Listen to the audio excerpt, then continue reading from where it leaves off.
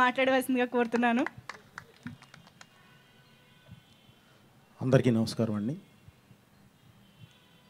నా మొదటి సినిమా భద్ర. అంటే ఈరోజు నేను ఈ ఇండస్ట్రీలో ఈ విధంగా ఈ స్టేజ్ మీద ఇంతమంది ముందు తెలుగు ప్రేక్షకుల ముందు నిలబడి ఉండడానికి కారణమైన సినిమా భద్ర. దానికి నిర్మాత దిల్ రాజు గారు. ఇది యాక్చువల్లీ చాలా సాఫ్ట్గా చెప్తున్నా అండి. ఈరోజు ఈ వేదిక మీదకి నేను రావడానికి ఎంత ఆనందపడ్డాను, ఎంతో హ్యాపీగా ఫీల్ అయ్యి. అంటే నేను నిన్నటి వరకు నేను బ్యాంకాక్లో ఉన్నాను. లొకేషన్ సర్చింగ్కి వెళ్ళి కొంతమంది టెక్నీషియన్స్ ఐడెంటిఫై చేయడం కోసం వెళ్ళి పరిగెత్తుకుంటూ ఈ ఫంక్షన్ కోసం పరిగెత్తుకుంటూ వచ్చామండి ఈరోజు. దానికి కారణం ఏంటంటే ఈ సినిమా దువ్వాడ జగన్నాథం, దాని హీరో బన్నీబాబు. తను నా ఫస్ట్ ఫిల్ము భద్ర. యాక్చువల్లీ నేను తనతో చేయాల్సిన సినిమా. తనకి కథ చెప్పి అనుకోని పరిస్థితుల్లో తను చేయలేక ఆ రోజు తీసుకొచ్చి దిల్ రాజు గారికి అప్పచెప్పి, సార్ ఒక్కసారి కథ వినండి, తర్వాత రాజన్న ముందు మీరు కథ వినండి, తర్వాత మాట్లాడదామని చెప్పి ఆయన అప్పచెప్పేసేసి కిందకి వెళ్ళిపోయాడు. తను ఇక్కడ లేడు, వెళ్ళిపోయాడేమో అనుకున్నామండి. యాజ్ ఇట్ ఈజ్ నాకు నేరేషన్ అప్పుడు నేరేట్ చేయడం అంటే 3.5 hours చేసేవాడిని. As it is 3.5 hours narrate చేస్తూ ఉంటే లాస్ట్ మినిట్ నా లాస్ట్ సీన్ ఉన్నప్పుడు దడదడ వెళ్ళి పైకి వచ్చి, రాజన్న నచ్చిందా అంటే నచ్చిందను. వెంటనే అడ్వాన్స్ ఇచ్చి మీరు ఫిల్మ్ స్టార్ట్ చేయండి. సార్ ఇప్పుడు ఇంత టైం కరెక్ట్గా ఎలా రాగలిగామంటే ఆయన కింద సాంగ్స్ వింటూ ఉన్నాడండి కార్లో.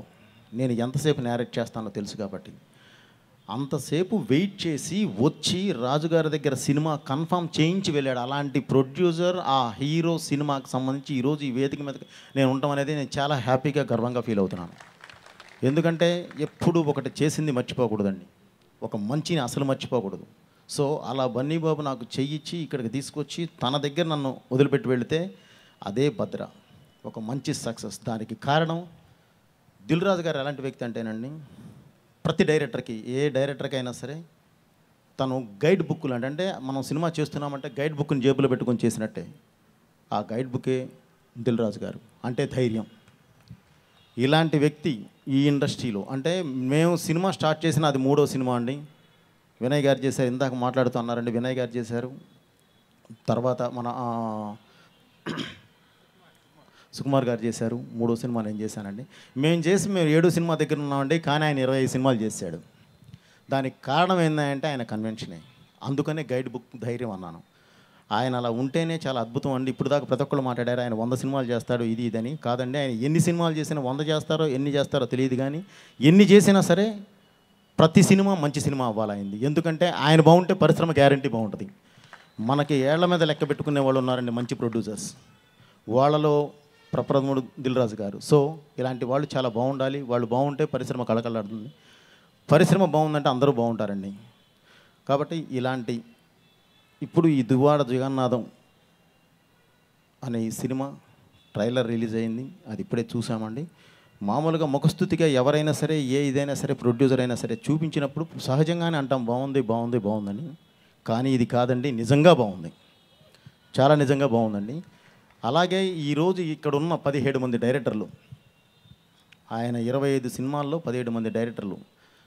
మామూలుగా ఏదైనా దిల్ రాజు గారు పిలిచారు, లేదా వెళ్ళి ఫంక్షన్కి వెళ్ళి వస్తామని చెప్పి మామూలుగా అందరం వస్తామండి. అలా కాదు, ఈ సినిమాకి అందరూ ఇది మా సినిమా అనుకొని వచ్చి అందరూ నిజంగానే తను అన్నట్టు ఒక టీం, ఏదైతే మన తను చెప్పినట్టు కానీ లేదంటే యాంకర్ తను చెప్పినట్టు కానీ ఇది ఎవరికి వాళ్ళు మా సినిమా మేమందరం ఇదిగా ఉండాలి అని వచ్చి ఎంత హెల్తీగా ఫీల్ అయ్యి, ఎంతో హెల్తీగా ఫీల్ అయ్యి ఈ స్టేజ్ మీదకి వచ్చి ఈరోజు రాజుగారి గురించి మాట్లాడుతున్నారండి. సో రాజుగారు మీరు ఆరోగ్యంతో ఎప్పుడూ బాగుండాలి. తప్పకుండా ఇలాంటి సినిమాలు ఇంకా ఎక్కువ చేయాలి. పరిశ్రమలో అన్ని సినిమాలు బాగుండాలి, దాంతోపాటు మనం బాగుండాలి. Thank you sir. ఈ డీజే మంచి హిట్ అవ్వాలని చెప్పి కోరుకుంటున్నాను. Thank you very much. Thank you so much.